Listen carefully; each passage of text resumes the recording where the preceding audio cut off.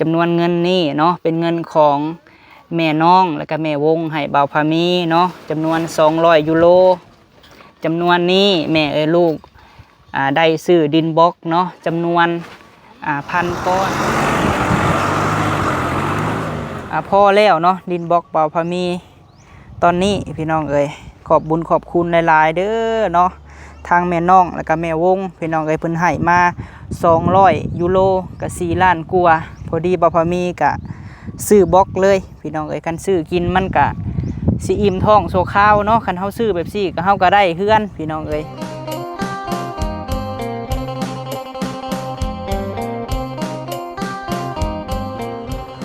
โดยกราบทักทายสบายดีพ่อแม่พี่น้องสบายดีป้าลุง FC เนาะสุขุสุคนเด้อพี่น้องเด้อเนาะพบพ่อกับบ่าวพามีคือเก่าพี่น้องเอาพบพ่อกันมื้อนี้พี่น้องเนาะบ่าวพามีกะอยู่ที่ไม้นี่แหละพี่น้องพอดีว่าบ่าวพามีสั่งดินบล็อกมาพี่น้องเนาะอิฐบล็อกนี่แหละจำนวน1,000 ก้อนพี่น้องเพราะว่าบ่าวพามีก็ดีใจหลายพี่น้องเนาะทางแม่วงเนาะแล้วก็แม่น้องพี่น้องเพิ่นเอาไว้ทางใดก็เก่งทางใดก็ได้ทางนั้นก็ได้โดยพอดีมีทางแม่น้องนะพี่น้องเนาะกับแม่วงพี่น้องเพิ่นอยู่ต่างประเทศพุ่นแหละเนาะเพิ่นให้บ่าวพามี200 ยูโรเนาะพี่น้องเนาะบ่าวพามีกะนี่แหละพี่น้องสั่งดินบล็อกมา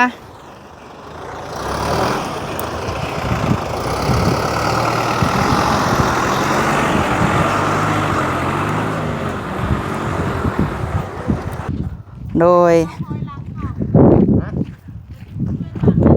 เฮาว่าจะให้เจ้าลงยับในเข้มนี่ก็ได้โดยลงขางเบื้องนั้นโดยเพราะว่าเฮาสิเอาออกจากขั้วประมาณ2 เมตรมันจะอยู่ในรถนี่โอ้2 แถวเลยโดยได้โอเคมันวิดแล้ว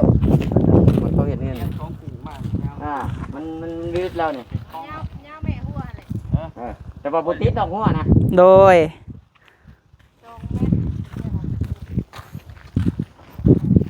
พอดีเนาะดินสำนี้เนาะชาวคุณชาวคูณ25เบิ่งงั้นจะออกอยู่ตลอดทีมงานเก่ามา2 คนบ่3โอ้คนยังไปเข้าห้องน้ำอยู่โดยขับละส่วนตัวยังถามหาเสือดำมาได้เสือดำได้ปะจงได้เบิดทุกที่เห็นป่ะมีกระป้าแต่น้องเขาได้เบิดนอกจากทางลมเป็นบ่ทางลมนี่ย่อมบ่รถข้าเลยเพราะบ่ไว้กันย่อมกันรถตุ๊กมาจงมาได้คือช่วงเฮือนไม่เท่านะเนาะเขาสั่งนะเจ้านะจนว่าได้เอารถมาแม่นลุงแกแล้วไว้เนาะโดยใกล้แล้วสิแล้วเลยว่าแล้วชื่อว่าป้า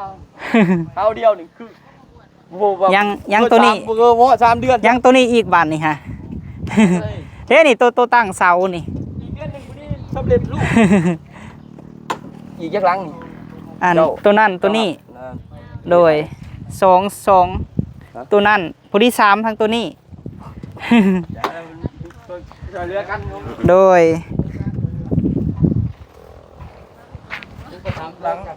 โอ้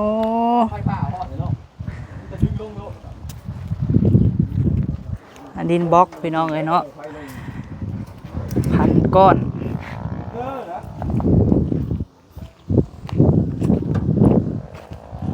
มีแถมให้อยู่ละวันนี่ฮะมีเผื่อมาเผื่อมันแตกเนาะเผื่อไว้แล้วโดยไอ้มันพอครบก่อนนะบ่อยมันจะครบตั้งเข้าตั้งก่อนเพิ่นก็เก่งได้พี่น้องเนาะ1,000 ก้อนมีที่3 คนเอาลงเพราะว่าตัวนั้นก็1,000 ก้อนแล้วที่เขาสั่งมาเนาะพอดีพ่อพี่น้อง2,000 ก้อนเล็กเขากับมีครบแล้วเขาสั่งมาแป้นเขาก็มีแล้วพี่น้องแป้นที่บ่าวพามีสิเฮ็ดไม้กบผ้าที่ว่าเพิ่น เทคานเนาะ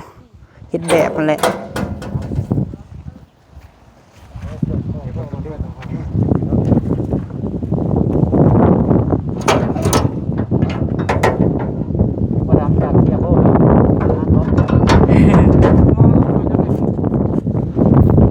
คนละบริษัทบ่ใช่กับเฮาเคยสั่งเทื่อฮะ อันเดียวกันโอ้ แต่ว่าพูดได้ดิน่ะ โดยเฮาเบิ่งบินก่อนก็ได้แหละเฮาสิไปจ่ายก็ได้ 4 ล้าน 900,000 4 ล้าน 9 แสน ถึงนะพัน โดยอันนี้บ่ เส้นทางมันคอยไปหนึ่งเขาว่าจะพิจารณา เราต้องจับให้เฮา เส้ เบิ่ น ง ทางคอย 4 ล้าน 9 แสน มันยังแจ้ง อ๋อ4 ล้าน 9 แสน22,000ก่อนหนึ่ง 4,500เนาะ 4,000 มา เลย หาเพิ่นได้จากเฮียโบ 4 ล้านเนาะ 4 ล้าน 9 แสน22,000 ที่ว่า ใช่บิ๊กค่ะ งานบอก เดี๋ยวคิดไว้จน โดย ได้เส้นเต้นๆครับ ทำหูตรงมัน ปันกันคนละใบอีกครับ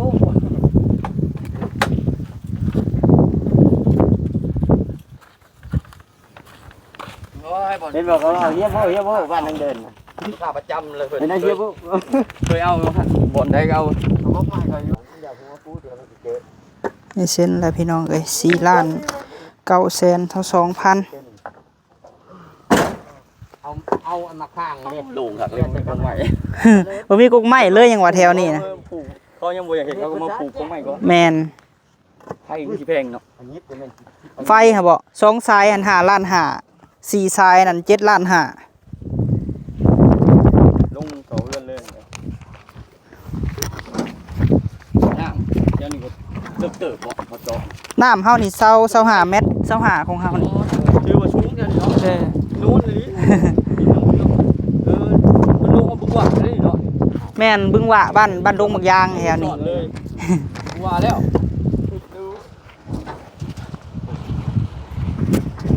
ใกล้ของขายาวแล้ว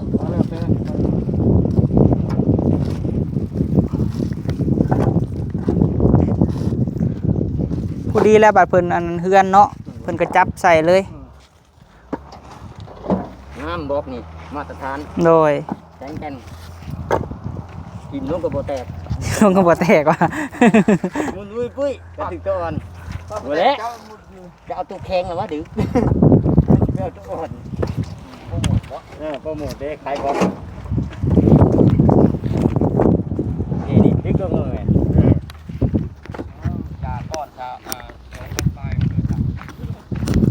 เพราะว่าเฮาสิตั้งเฮือนอยู่กลางๆพี่น้องเอ้ยก็เลยให้เอาลงอยู่หั่นเลยเนาะสบายดีเด้อบ่เก่ง มาดีเด้อ โดยอันนี้ของมีตู้คำโอ้งาสิไลออกพี่น้องเอ้ยเพราะว่าสั่งอีหยังนี่บ่เก่งอ่ะต้องจับมันดู น้ำมัน ปิโป้บ่ ปิโป้ว่ะ น้ำมันอันทาสีเนาะอันนี้สีไม่เท่าค อันนี้น้ำมัน ำทินเนอร์บ่ แพงกว่าน้ำมัน ทินเนอร์ A 100เพิ่นบ่าแม่นบ่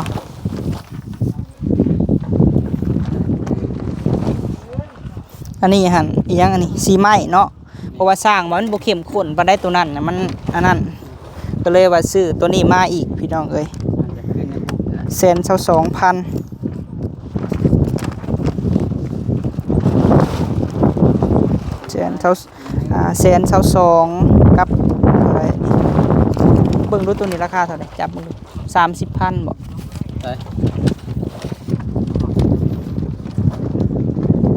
อันนี้บ่ อันตัวว่าเงาหั่นนะอีหยังก็ นี่บ่เงาๆนี่บ่ อันนี้300,000 300,000กับ122,000เนาะ แม่น ของอันตัวนี้หั่นเป็นของเมตุคัมแต่ว่าใส่บินเดียว พอดีเป็น400,000ปลาย แม่นรวมเบิดป้า4ล้าน9แสน22,000พี่น้องเอ้ย400ก้อนก็ตกอยู่4ล้านปลายเนาะซาวแรมได้ดินบล็อกหั่นครบแล้วเนาะเพราะว่าสร้างมันก็ 2,000 ก้อนเล็กพี่น้องเอ้ยเล็กก็ครบแล้วเล็กก็ได้มีเล็ก6กับเล็ก10หินทรายเฮาว่าเฮาใส่ไปก่อนเนาะแรมหินทรายปูนนี่ก็ทางแม่พี่น้องเนาะแม่อยู่ต่างประเทศปูนเพิ่นซอยพี่น้องเอ้ยของเพิ่นน่ะ20สอบบ่พอมี5สอบ อันนี้ก็ผู้ใหญ่เพิ่นให้เฮานะ200ยูโรแหลมเอ้ยก็ได้อยู่4ล้านปลายเฮาก็ซื้อดินบล็อกเบิดเลยพอดีครบ1,000ก้อนเนาะเพราะว่าคันเฮาไปซื้อแนวอื่นมันก็สิเบิดแม่นเนาะเก่ง โดยให้ซื้ออันนี้ผัดแนวเป็นสรรพคุณเพิ่นว่าเนาะแนวมาสิเฮาได้อยู่พี่น้องเอ้ยว่าเช้าเฮาก็ได้แล้วมีแต่ว่ามื้ออื่นแล้วเนาะสร้างเพิ่นมาวันที่15พี่น้องเอ้ยโดยเอาลงไว้ข้างนั้นพอดีข้างนี้ก็เอาข้างนี้น่าจะพออยู่พี่น้องเอ้ยเพราะว่าบล็อกเฮามีแล้วเฮาก็บ่ได้ซื้อตืมหั่นนะจังได๋ก็ฝากเป็นกำลังใจให้บ่าวพามีนี่เด้อพี่น้องเอ้ยสิได้แบบซี่แหละเนาะผู้ใหญ่เพิ่นให้ค่าน้ำมูกน้ำมันอีหยังเพิ่นอีต้นพี่น้องเอ้ยคือแบบมอบเงินมอบหยังให้เขาเอ้ยล่ะบ่ไผบ่เพิ่นก็ให้พี่น้องเอ้ยบ่าวพามีก็ใส่จ่ายแบบซี่เนาะเฮาก็จริงๆเฮาก็มีบินอีหยังคักแน่เนาะเฮาซื้ออีหยังแล้วก็ของเฮานี่แหละพี่น้องเอ้ยคันเฮาซื้ออยู่ซื้อกินเฮาก็เบิดไปซื้อใช้จ่ายทางอื่นมันก็เบิดพี่น้องเอ้ยซื้อแบบซี่ก็ใครแน่ยังเห็นไว้เนาะพี่น้องเอ้ยเนาะถือว่าเพิ่นเอาลงแล้วโธ่พอดี2แถวเนาะ เอา7คนละตั้งมึงเป็น150ยังจะให้ลงชอยว่าให้ลงชอยแล้วนะบ่เข้าใจอยู่ว่ามึง ยัง มี คนละ แต่ ตั้ง หากระ200นึงของมึงอ่ะ เอ้ามึง250กู750มึง300กูจับกูเดียว100เดียวคนละตั้งพอดีเลย เบิดเลย ไม่เหนื่อยเลยเอาบ่มีน้ำเย็นๆ มันกินดีกว่า น้ำเย็นๆบ่มีได้เฮาฮักกะมานี่ น้ำยังก็ได้นะอยากกินนี่ น้ำแล้วโอ้โหเอาน้ำยังไง น้ำเจ้าบ่ได้ ฮะชื่อน้ำบาดาลว่ะ เฮาฮักกะมาได้บ่ได้ซื้อหยังมาซ้ำ น้ำกินน่ะนะ อย่าเหรอบ่มียังย่านหวาน ในกระตุกก็มีอยู่ เบิดข่อย คักอันนี้เนาะดินบล็อกนี่ เรียบงา เรีย ม บคัก แข็งแกร่งทนทาน แตกบ้างแต่ก็ ผมมีวันแตก บ่มีมันแตกว่ะ แตกอยู่มันก็ทับถึงบ่ได้ไล่ดอก คนเขาย่อลง ตัวแถมแม่นบ่นี่ฮะ ค่อยไปไล่ใส่ได้ เออ คือไปโฆษณาเพื่อจะขายบล็อกเพิ่นบ่ได้แท้แตกบ่ได้ลาย เอาตัวโฆษณาได้เห็นมันแน่นบ่ ตัวมันเนี่ย โอ้ยใครก็เฮ็ดโปรโมทสินค้าขายเครื่องเนาะ ไปบอกตัวแต เฮ็ด ก มาขายเนาะอีไฟอีหยังก็ยาวเขาผลิตมันหาเงินต่อเนาะ ไปบอกตัวแตกเขาบ่ซื้อเลย จะเจ๊งเลยเปิดโรงงานมาเครื่องคุณภาพบ่ได้ไว้ชื่อ เพราะนั้นว่าบล็อกแข็งแกร่งทนทานว่ะ โอ้ก็ให้ตามคำว่าองค์เจ้าเลยหลอกลวงนะจะบ่คือบ่ได้คือเขาจะเว้า ตามคือว่าอย่าคือว่า ลายเติบได้เนาะพันก้อนนี่ก็ลายเด้ ก็มีแน่แล้วมียังลอยกับมือไปดอก แมน ตั้งไง สวยมันแน่ ยืนมาได้ไหมเอาจ้อยใช่ยังตั้งอยู่ยืนเลยไหมยืนไว้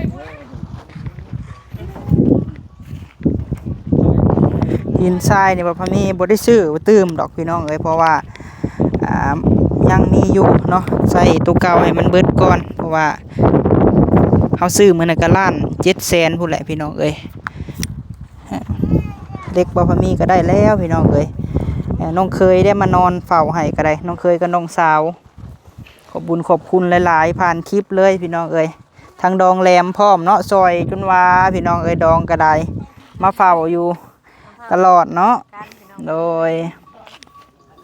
เป็นตานั่งเสียได้บนอยู่กับพี่น้องเอ้ยเบิ่งแน่ผู้ลมเย็นจ้อยๆเนาะเป็นตารับปิ้งกระดอตาตีกับสามีเพิ่นได้มานอนกลางคืนก็ได้มานอนเฝ้าให้อ้ายพี่กระเป๋าบักใหญ่เนาะโอ้เขาไปยามตุ่มกบเขาเฉยเขาเห็ดมาแต่พุ่นเขาก็มาเนาะปกติหันมีคนเฝ้าอยู่นั่นนี่ก็ได้เนาะเจ้าของเขาก็มีคนเฝ้าแมนมีคนเฝ้าอยู่พี่น้องเอ้ยเขาบ่ให้คนนอกเข้าเพราะว่าเราจ้างคนโดยเฉพาะมายามเนาะโดย ดี๋ยวเฮาก็เฝ้าแล้วพี่น้องเอ้ยเครื่องของก็บ่เบิดหลายเติบได้ซำนี้ก็ได้ นั่นคือเพิ่นเผาทั้งหน้ากับทั้งนี้เด้ โดย แม่น ส่วนยางพี่ก็คน ละตีนอนในโรงนี่บ่เนาะคืนนี้เนาะ บ่ได้เพิ่น สามมื้อแรงเนาะ สามมื้อแรง ตัวใหญ่มาคังเอาไปคังเนาะ เพราะว่าคันเฮาสิสั่งมามื้อจ่อๆแล้วอย่ามันบ่ทันเนาะ โดย อย่ามันบ่ทันพี่น้องเอ้ยเพราะว่ามันถึกวันเสาร์วันอาทิตย์มื้ออื่นนี่ก็วันเสาร์เนาะแล้วก็ยันบ่ทันพี่น้องเอ้ย เพิ่นก็คังแล้วเพิ่นก็ดังไผดังหยังไว้ โดย โซบ่ย่านกันครับกลางคืนเพิ่นบอกให้ดัง เป็นอะไรสาวแหลมคนติดตามใน YouTube ตอนนี้ฮะ กันยับขึ้นเรื่อยๆอยู่ โอ้ซ่องอะไรก็ซ่องฮะ ช่องนาเลมน้อยชาวลาวพี่น้องเลมน้อย ฝาก ชวลว ติดตามให้กำลังใจในเด้อพี่น้องเอ้ย หาเงินพี่น้องช่วยกันกับโอไอเดียวพอได้ตื่นแถมกันพี่น้องเอ้ย โดย มาทำกันกับลูกพี่น้องเอ้ยคือเก่า โดย วันนี้ก็จะไปอันเฮ็ดเรียกซอยเป็นทุกคำบ่แล้วมีคน แมนสิคุดอันคุ้มหัวแม่นเท่าค โดยกับน้อง ำแต่เฮ็ดมานี่ได้จักเทื่ออะไรเงินเดือนนะ ไอ้จักเถื่ออะไร3เถื่อบ่ 3เทื่อ แม่น เทื่อละเท่าไหร่ฮะ เฮ้ยเถื่อละ100 เทื่อละ100 100 โอ้ เนี่ยกับค่าลูกนี่กันคือกับช่วงได้ไปเนี่ยกับช่วงไปกับเจ้าเฮือนแม่ตู้จอยหัน โดย แล้วก็ช่วงเฮือนไม่เท่ามาแล้วก็ยับมาช่วงใดขายแถวเพื่อนแถวยัง บ่ได้ผลิตบล็อกบ่เจ้า แล้ว ได้เท่าไหร่เลย ได้สิฮอด 2,000อะไรยัง ว้า กันน้อย พี่น้องเอ้ย จุสะก่อน มีแนวอันโฮงผลิตน้อยๆอันเดียวหนึงได้หั่นเนาะ แม่นก็เฮ็ดพอได้เฮ็ดหัวเฮ็ดห้าวหั่นน่ะสิว่าเฮ็ดหัวพอได้ว่าหัวพี่แล้วงัวเข้าแล้วปลูกผักปลูกหยังก็บ่ได้ โดย เพราะว่าเห็ดแนวอื่นก็มันเทไว้นะชื่อรักกับลายเถื่อหรือชื่อรักไม่ก็ได้ คือว่าฝากเป็นกำลังใจให้เพื่อนพี่น้องเอ้ยเนาะทางซ่องแหลมน้อยสาวลาวเนาะ โดย เห็นบ่ โดย โดยฝากติดตามให้เพื่อนแหน่พี่น้องเอ้ยดองบ่พอมีนี่แหละเนาะเป็นทางดองทางเอื้อย อยู่นำกันเลย มีงานหยังก็ฮอดกัน โดย ซอยกัน แมน งานหยังก็ได้ เป็นแล้วบัดนี้เนาะ เป็นสิมีเงินมาบัดเมื่อแล้วบัดนี้แล้วเลย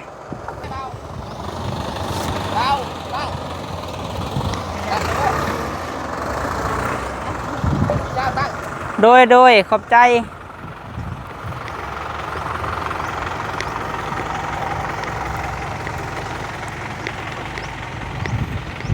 2 3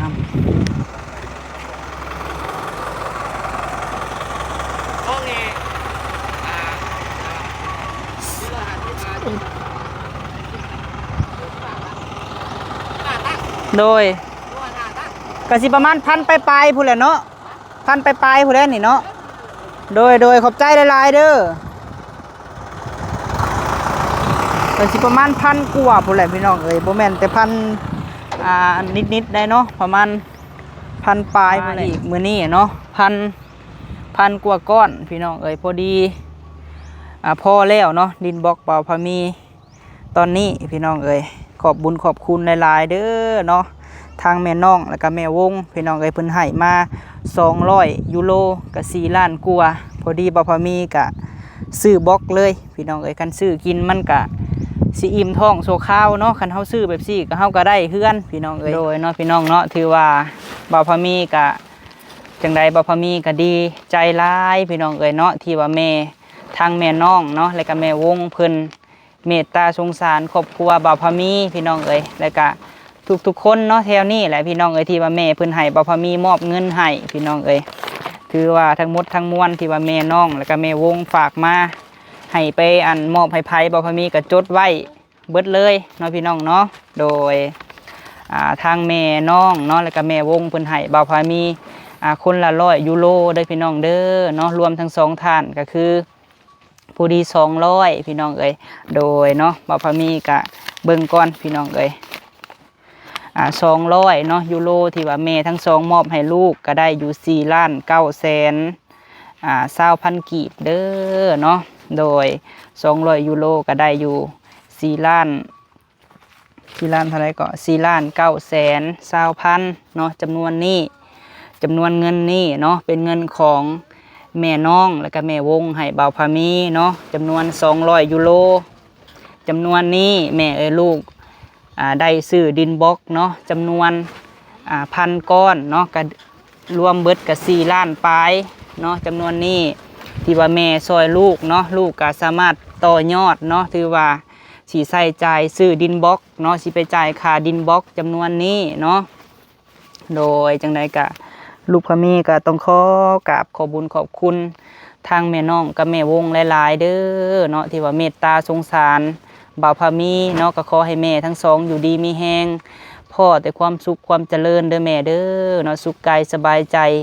คิดสิ่งใดก็ขอให้ได้สมคำมุ่งมา่ปรารถนานอนรับให้แม่ได้เงินหมื่นนอนตื่นให้แม่ได้เงินแสนเนาะแบนมือมาให้ได้แก้วมณีโชคเด้อโทษให้อย่ามาพานมานให้อย่ามาเบียดแม่เอ้ยความขี้เดียดโซหายอย่าให้เว้นห่างไปเด้อแม่เด้อขอให้พบพ่อแต่สิ่งดีๆที่ว่าได้สดซอยลูกเข้ามาเนาะลูกพามีก็ขอบบุญขอบคุณทางแม่หักน้ำเนาะทางสวิตเซอร์แลนด์ที่ว่าเพิ่นได้สดซอยลูกได้ซื้อเล็กเนาะตอนนี้เล็กที่ว่าเฮาจะเทคานกับแม่นสำเร็จแล้วที่ว่าครบแล้วเนาะแล้วก็ขอบบุญขอบคุณแม่ใจดีทางต่างประเทศเนาะเพิ่นซื้อปูนให้บ่าวพามี20กระสอบพี่น้องเอ้ยแล้วก็ซื้อไม้แป้น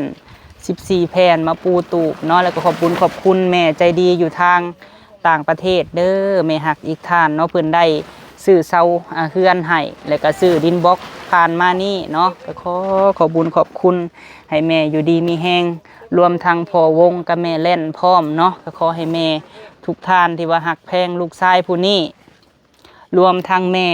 ที่ว่าเจาะน้ำเจาะในให้เนาะพี่น้องเนาะก็ขอบุญขอบคุณสุขูสุคนสุหม่องสุบอนที่ว่าเมตตาสงสารบ่าวพามีและก็ติดตามบ่าวพามีมาตลอดพี่น้องเอ้ยให้กำลังใจบ่าวพามีครอบครัวบ่าวพามีมาตลอดจากที่ว่าซอยผ่านมาเนาะพอหูข่าวว่าบ่าวพามีสิเฮ็ดเทือนสร้างซานก็ได้สดซอยเข้ามาบ่าวพามีผู้นี้พี่น้องเอ้ยก็ดีมกดีใจหลายเนาะที่แม่ๆ FC บ่ปะบ่ทิ่มบ่าวพามีผมด้วยครอบครัวเนาะอันใดที่บ่าวพามีซื้อเองได้บ่าวพามีก็ซื้อพี่น้องเอ้ยภาคส่วนใดที่ว่าแม่ๆ FC ซอยเข้ามาบ่าวพามีก็นบมือเนาะพี่น้องเนาะก็ขอให้ฟันบ่าวพามีที่ว่าฟันไว้พี่น้องเอ้ยขอให้เป็นจริงสำหรับแม่ๆ FC ทุกท่านเบิ่งคลิปเนาะเพิ่นก็ว่าแม่บ่มีหยังให้ก็คือเบิ่งโฆษณาให้ลูกชายผู้นี้เด้อแม่ๆ FC เอื้อยอ้ายก็คือเบิ่งคลิปให้แล้วก็บ่ข้ามโฆษณาเนาะนั่นแหละที่แม่ๆสนับสนุนลูกชายผู้นี้เนาะขอบบุญขอบคุณสุหม่องสุบอนพี่น้องเอ้ยดีใจหลายได้200ยูโรเนาะก็สิไปจ่ายค่าดินบล็อกพี่น้องเอ้ยก็ได้ดินบล็อกแล้วตอนนี้ก็ 2,000 ก้อนครบตามจำนวนเนาะจังไดก็ขอบบุญขอบคุณหลายๆมื้ออื่นพี่น้องเอ้ยวันที่15สร้างจะมาคุดคุมไว้ส่วนมื้อฮือเนาะพี่น้องเนาะก็เป็นมื้องามยามดียกเสาเฮือนเสาซานบ่าวพามีเด้อพี่น้องเอ้ย9:09 นาทีเนาะมื้อ11 ค่ำเนาะพี่น้องเนาะวันอาทิตย์พี่น้องเอ้ยจังไดก็ขอบบุญขอบคุณบ่าวพามีลืมบ่ได้ก็คือทางแม่บิ้งกับพ่อเพชรเนาะอยู่ทางรัฐมินิโซตาได้พี่น้องเด้อเนาะแล้วก็ขอบบุญขอบคุณทางแม่รัฐกับแม่เรื่องพร้อมอยู่ทางต่างประเทศคือกันที่ว่าแม่หักแพงลูกชายผู้นี้แล้วก็ขอบบุญขอบคุณสุหม่องสุบอนและพี่น้องเอ้ยทุกกำลังแห่งใจถ้าบ่าวพามีบ่มี FC บ่มีแม่หักเนาะบ่มีเอื้อยอ้ายที่อยู่เมืองนอกหรือว่าบ่มีพี่น้องชาวไทยบ่มียูทูบเบอร์เข้ามาซอยบ่าวพามีก็คือสิบ่มีวันนี้พี่น้องเอ้ยขอบบุญขอบคุณที่ลืมบ่ได้ก็คือแม่แก้วพี่เพชรดีกุลเนาะพี่น้องเนาะผู้เพิ่นเคยบอกบ่าวพามีมาตลอดพี่น้องเอ้ยเงินทุกกีบทุกบาทที่ผู้ใหญ่มอบให้ถ้าอันใดที่ว่าบ่แม่นของเฮาพี่น้องเอ้ยถ้าว่าบ่แม่นเพิ่นให้เฮาก็คือบ่าวพามีสิบ่ได้ฮักเอาเนาะพี่น้องเนาะถ้าเพิ่นให้ซำใดบ่าวพามีก็สิแจ้งให้รับรู้ซำนั้นพี่น้องเอ้ยบุญคุณที่ว่าพ่อแม่ FCซอยเรือบ่าวพามีมานี่บ่าวพามีบ่มีวันลืมเนาะสิ่งที่ตอบแทนหั่นบ่าวพามีสิเฮ็ดหน้าที่นี่ตามห้อยผู้ที่มีพระคุณเนาะพี่น้องเนาะผู้ที่เพิ่นเคยซอยเรือบ่าวพามีมาตลอดอย่างเช่นก็คือบ่าวเตียงทองทีมงานเพิ่นเบิดทั้ง7-8ท่านเนาะบ่าวพามีผู้ติดตาม103,400,000ฮอดในมื้อนี้ก็ทีมงานสายบุญเนาะพี่น้องเพิ่นเคยซอยเรือบ่าวพามีมาสารฟันให้2พี่น้องเนาะลาตีพามีต่อด้วยคำเก่งและลืมบ่ได้ก็คือทางดองแหลมเนาะพี่น้องจังได๋ก็ฝากซ่องเพิ่นเด้อเนาะพี่น้องเนาะให้พ่อแม่พี่น้องหักแพงครอบครัวบ่าวพามีก็หักแพงครอบครัวดองแหลมนำข อบบุญขอบคุณที่ว่าครอบครัวเฮาถือกันสามัคคีมีหยังก็เฮ็ดซอยกันพี่น้องเอ้ยพระคุณนี่บ่าวพามีบ่เคยลืมเนาะสัญญากับ FC ว่าบ่าวพามีสิบ่ให้ FC เสียใจแล้วก็ผิดหวังนะพี่น้องเนาะบ่าวพามีสิสร้างแต่ผลงานความดีออกมาให้ FC เบิ่งตลอดเนาะโดยขอขอบใจหลายๆเด้อพี่น้องเอ้ยอันนี้ก็ออกจากใจบ่าวพามีพี่น้องเอ้ยที่หลายคนหลายท่านเนาะเพิ่นยังบ่ฮู้พี่น้องเอ้ยบ่าวพามีดีใจหลายพี่น้องเอ้ยที่เฮาสิมีเฮือนมีซานถึงว่าจะซ่าแน่พี่น้องเอ้ยอาจจะบ่ไวคือหมู่เนาะผู้ที่เพิ่นมีพี่น้องเอ้ยแต่บ่าวพามีก็ถามว่าตั้งเสานี่ดีใจบ่ดีใจแฮงพี่น้องเอ้ยดีใจเพราะว่า